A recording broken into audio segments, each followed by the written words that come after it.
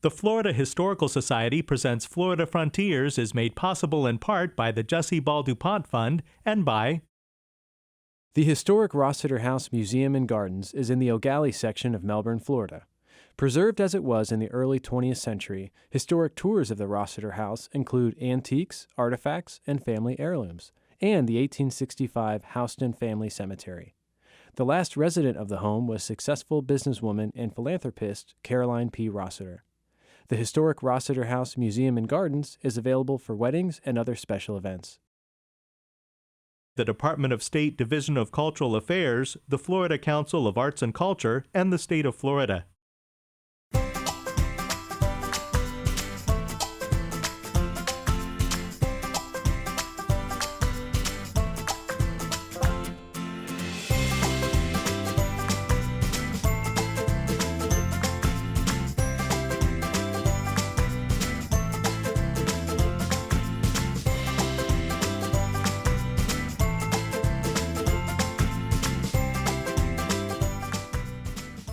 Cypress Gardens in Lake Wales was one of Florida's original theme parks. Opened in 1936 by Dick Pope, Cypress Gardens featured botanical gardens, water skiers, and costumed characters. In 1963, Cypress Gardens was tied with the Grand Canyon as the #1 tourist destination in the United States. As Walt Disney was planning to get into the theme park business, he sent his brother Roy to investigate Cypress Gardens, and Roy's report was very favorable. Construction on Walt Disney World began near Orlando in 1965, and it opened in 1971. Today, Walt Disney World has an average annual attendance of 58 million people. Welcome to Florida Frontiers, presented by the Florida Historical Society. I'm Ben Brotmarkle. In May 2021, the panel discussion 50 Years of Walt Disney World was presented as part of the Florida Historical Society Virtual Public History Forum. The conversation focused on the significant and wide-ranging impact of Walt Disney World on our state. Now, Sharon, like me, I know you first encountered Disney World as a child, right? Yes, I was 8 and my parents took me on a family vacation. I grew up right outside of Manhattan in northern New Jersey. So, very urban environment. Just Florida itself seemed so different from our daily lives. The weather was so nice, but it was just, it felt like a real break from daily routine. And then once you got in the park, that's where you could feel it. And at that time, of course, it was only the Magic Kingdom that was in existence as the Florida theme park. And I was completely entranced. And my family had returned many times over the years. And we wound up having family friends living down there that we would visit, and we would see the parks then as well.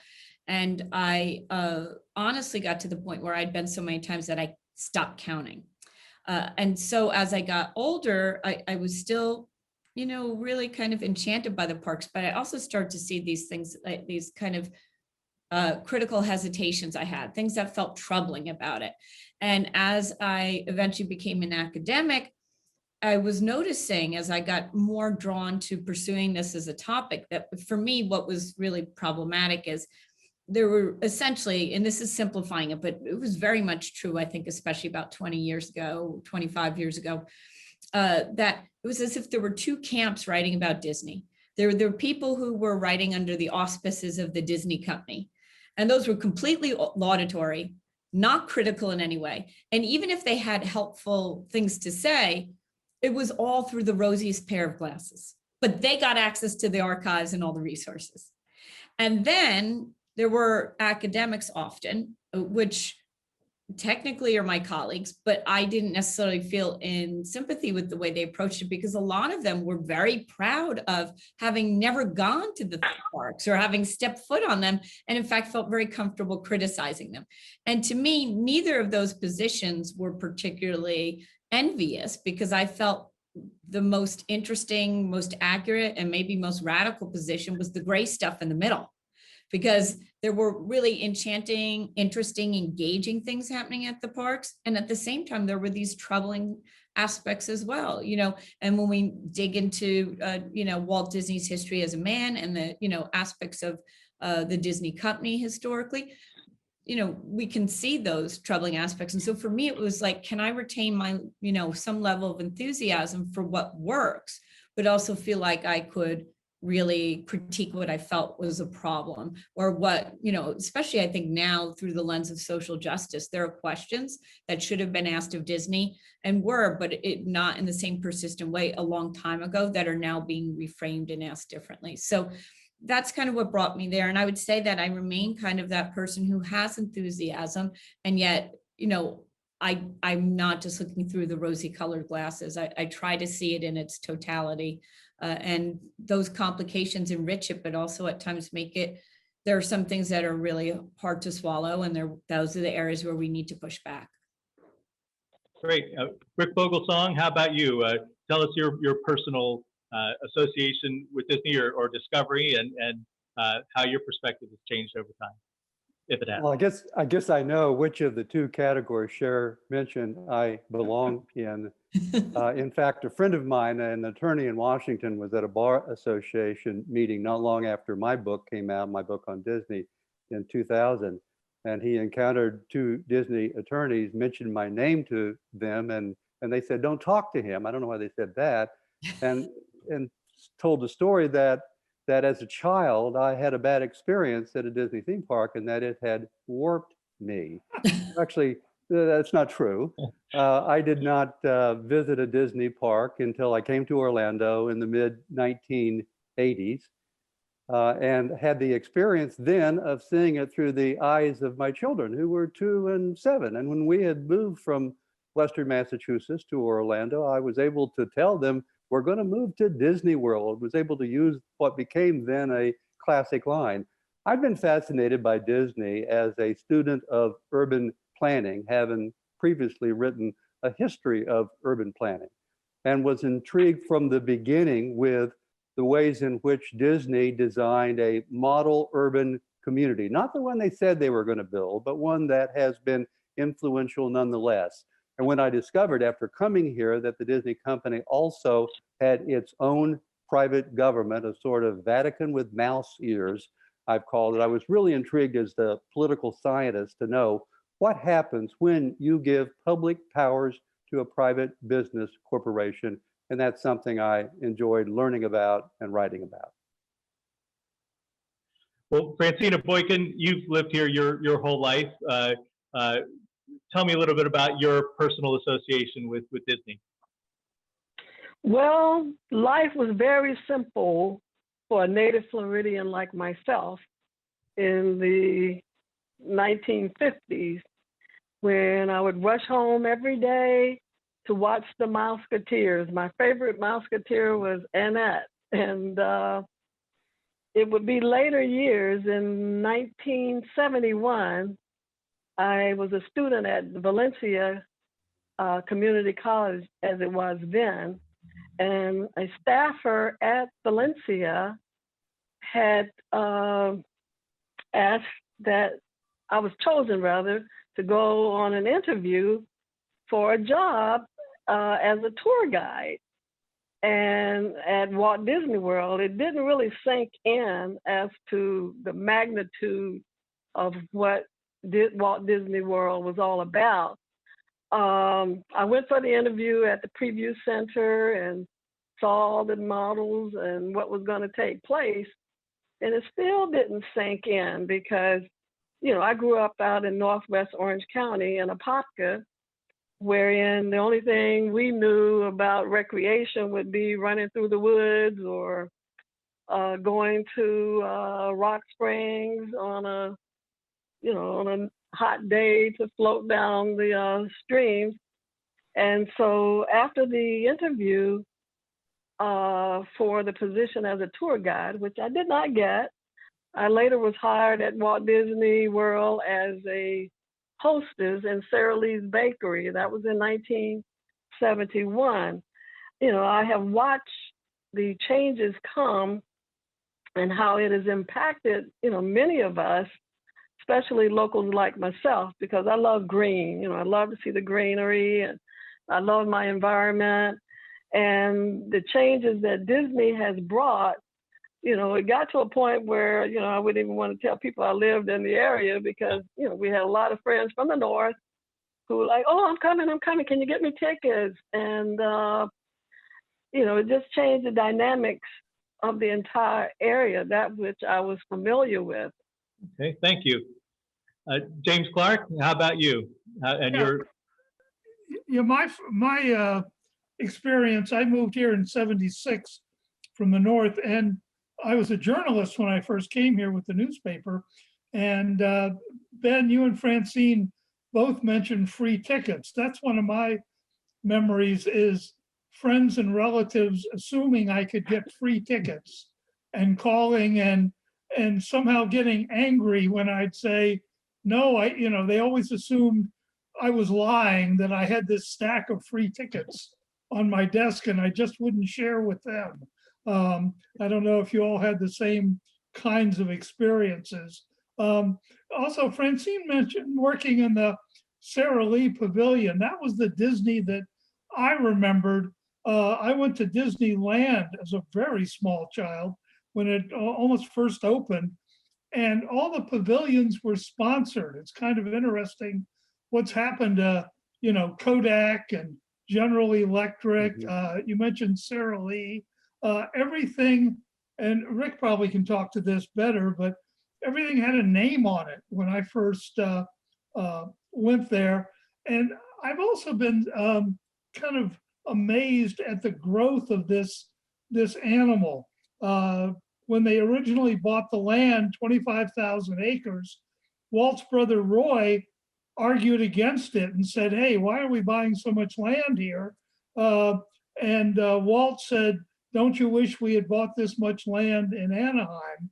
And 25,000 acres seemed like half the state. And now they're buying more land out there and developing more land.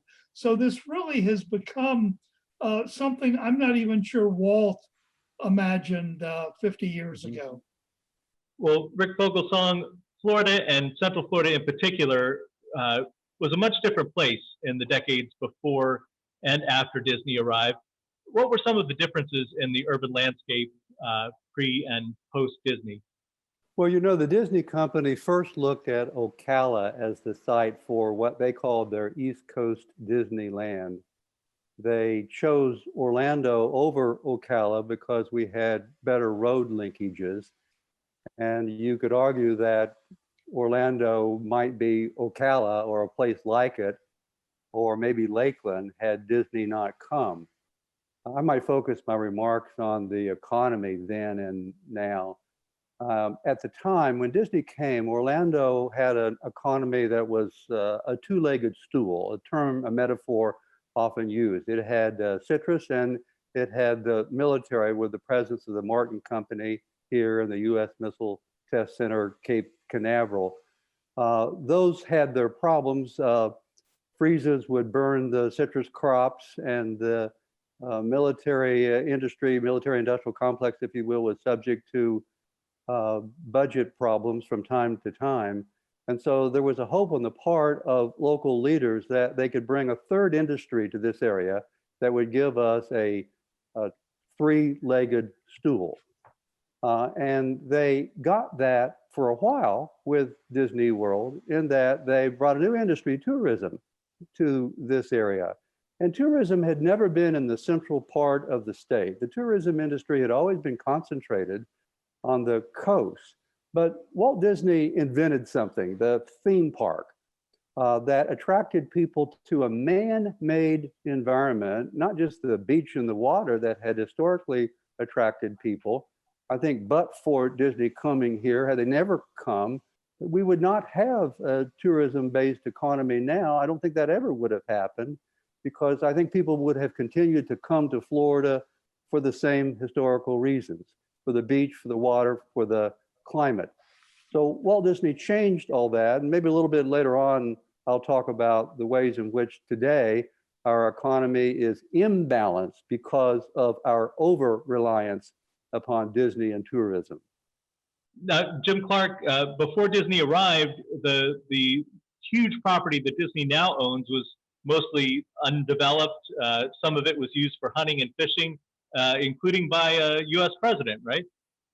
Yeah, the odd thing to me has been that in 1883, Chester A. Arthur becomes the first president to come to Florida. No president had ever come here. And he wants to go fishing.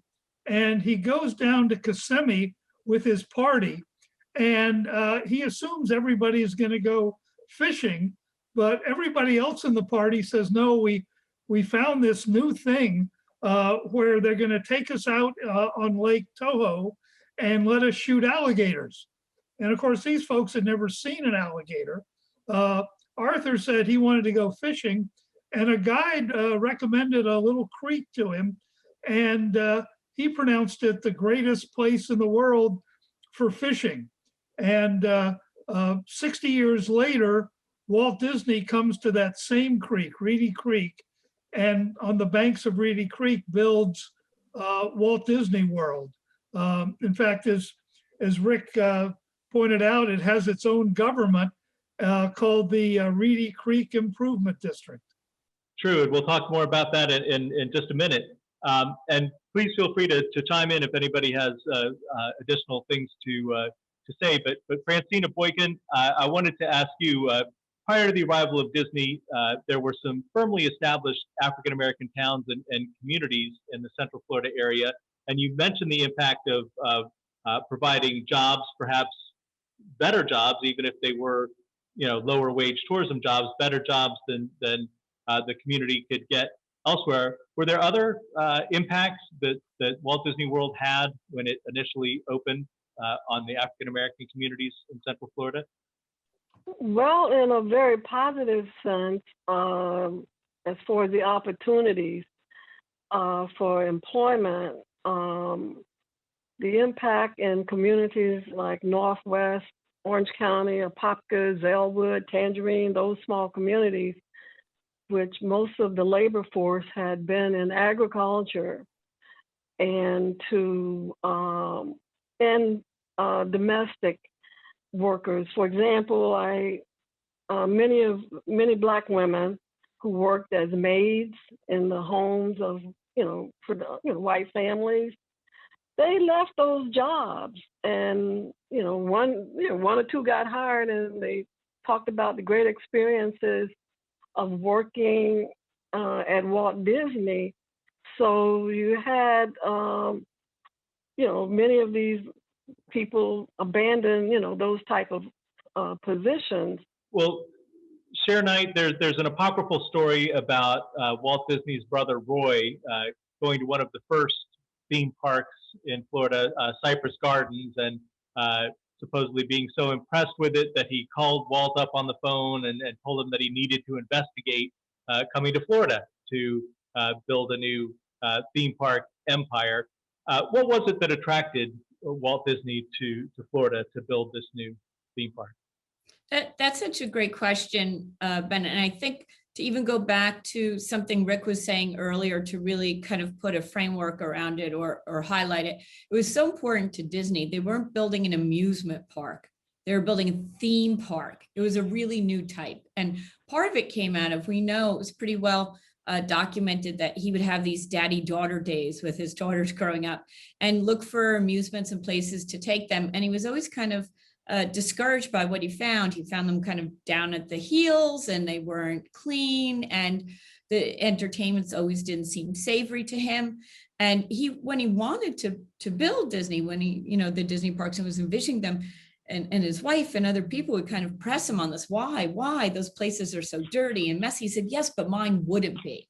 And so I think he already had a very visionary aspect. And then there was this desire to build on the East Coast, as we know for sure. And of course, he had been very involved in the 1964-65 World's Fair held in Flushing Meadows, Queens. And that gave him an amazing opportunity to essentially use other people's money to develop technologies and attractions that he would later deploy in the park. So animatronics, right, came largely through working on the audio animatronic figure of Abraham Lincoln, or working, for example, on the Carousel of Progress, or working, for example, on It's a Small World After All. After that fair was done, or as it was coming to an end, Robert Moses, who was then the kind of the commissioner and working also as a parks director essentially for New York City, had kind of approached him about the idea of using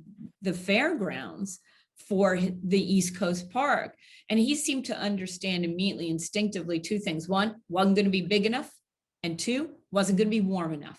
So he wanted to have, a kind of a more seasonless or temperate climate that would welcome people year round, where you could operate the business year round. And as I think Jim was mentioning earlier, and I very much agree, when I've written about this, I've dealt really specifically with the Florida park, because he was so disappointed with not having enough of a buffer zone and enough of a level of control in Anaheim. And so I think that Florida gave them all these opportunities. It was this seasonal climate. People were used to going there for tourism, as Rick said, though not necessarily to Central Florida. And, a lot of the tourism that they engaged in was either going to the beach or going to like Gatorland or Cypress Gardens, something like that, which may have tried to theme, but on a very small, modest scale. And so Central Florida allowed for a grandiose vision, grandiose scale, ample land, and this climate that, from a socioeconomic standpoint as a business was going to serve them really well. And Rick Vogelsong, the Disney Corporation actually formed their own government in Florida. Tell us about the Reedy Creek Improvement District. Well, Cher teased up this comment because the Disney company did not like what had happened in California around Disneyland. They only bought 230 acres there, and so they couldn't control their periphery. And there were two things that they wanted when they came to Florida. One was a green belt surrounding the built-up park. So that meant they wanted to buy a lot more land than they had bought in California. And the second was that they wanted to have their own private government, because in Anaheim, California, they didn't control the government. They had political influence, but they didn't control what it did, and they didn't like its growth controls or lack of growth controls. And so here they wanted to have a government that they could control. The key to the success of Disney World, I think, is, well, first, creativity. Okay, let's give the Disney company credit there. But second, that they wanted that buffer surrounding them. And therefore, they got privatization, to use a modern term, where government would rely on a private business in order to provide public services. And the second was deregulation, that they could provide their own building inspectors, that they would be immune to external zoning. That was really key to them. One of the drawbacks of the Central Florida location was that Orange County had recently, when they came, adopted a comprehensive zoning ordinance, and that scared them. They wanted immunity from that. And so they told the state of Florida that they were going to build a city, a going city, where 20,000 people would live and work and play. And in order to make that work, they would need privatization, where they could provide public services under themselves, and they would need deregulation, that is to control the kind of regulations that local government normally provides. And they got that. And to go on just a little bit more, what that did really was to concretize in time the unequal bargaining relationship between the Disney company and the surrounding governments. It was an unequal relationship at the time because Disney was a big deal, and Florida was not yet that attractive a place to live and do business. And so Florida threw a lot of blandishments at the Disney company, gave them everything that they wanted. And the result is that when you fast forward 50 years, guess what? They still have those controls over their own destiny, something that I'm sure the Universal company theme park that they would like to have, that other Florida developers would like to have, but they don't have it. And that's one of the ways in which the Disney company has been able to control their own fate and become this 10,000-pound gorilla that dominates Central Florida politics and to some large extent, Florida politics as well.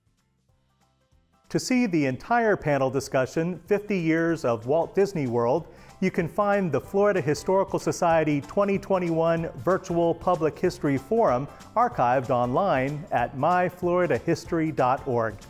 You've been watching Florida Frontiers, presented by the Florida Historical Society. Thanks for joining us. I'm Ben Brotemarkle.